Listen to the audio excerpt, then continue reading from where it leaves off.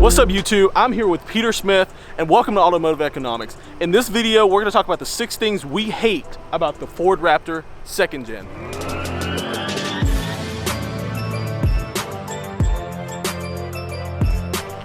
The first reason why we hate this car, or truck per se, is because it's way too big. You can't even fit in like a car wash or even some parking decks. And Peter can really tell you more about that. Yeah, in the manual it even says do not take it through a car wash. And then, for instance, I tried taking my girlfriend out for our anniversary. We were in Atlanta, and the parking decks were 6 feet.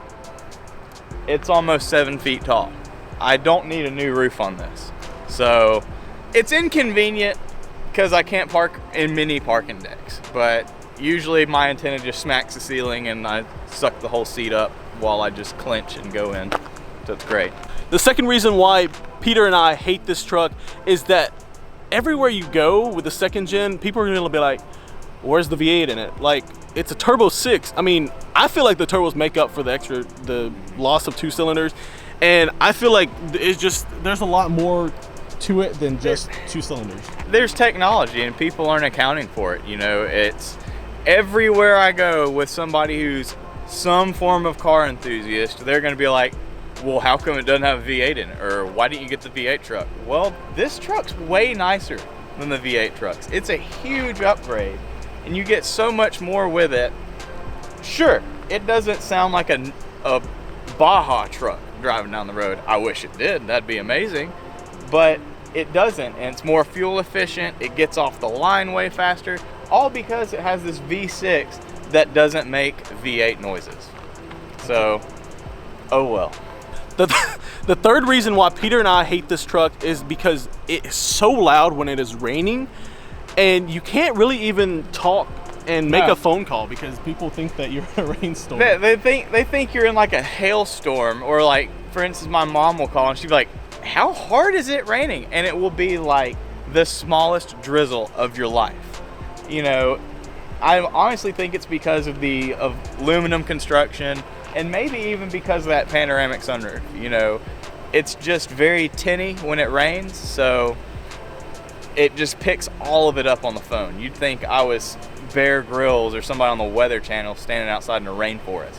It's so loud in there. The fourth reason why Peter and I hate this car is that it doesn't sit level. It actually squats forward. I mean, torque it, Molly, but it's he's over here torquing it. But it literally sits lower in the front than it does in the back. And it looks like it's a reverse trailer. Yeah. Like a reverse ghost trailer look in a way. And I feel like it needs to be more level. I mean, I think Peter feels that way more than I mean, but I see why they did it. If you tow, it's gonna drag the rear down. But just about everybody's put the $100 modification on the truck, or $200 modification, to bring the front end almost 2 inches up, because it sits up high in the rear. The fifth reason why Peter and I hate this car is that it takes so much money to fill up. I mean, the most I ever take to fill up is about 45 bucks in my Z, and I think Peter got me beat right here. It's about $100 to $110 to fill up a Ford Raptor from empty to full, because it is a 36-gallon tank. Given takes you a long way, but it hurts when you go and fill it up, because you're like, do I need to get out my credit card, personal loan? You know, you're already thinking of selling livers and kidneys just to put gas in it. Selling those shoes. Get off my shoes, man.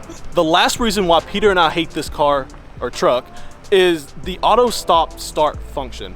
It's really weird, and when it comes back on from it's just shutting the engine off, you lose power steering for what, a few seconds or so? A second or so. It just feels really almost stuttery, like you kind of got to fight it to turn. So say you're, you know, sitting in traffic and you're going to pass somebody, or you're going to immediately turn somewhere, it's like you kind of got to fight it to get it. Sometimes it doesn't do it. So it's really big catch-22. Oh, it turned off and turned back on. Peter's selling this car. Don't let all the hate stuff that we mentioned like kind of steer you away from it. It's really, really good truck. and it just makes everything a lot better because it's a Raptor.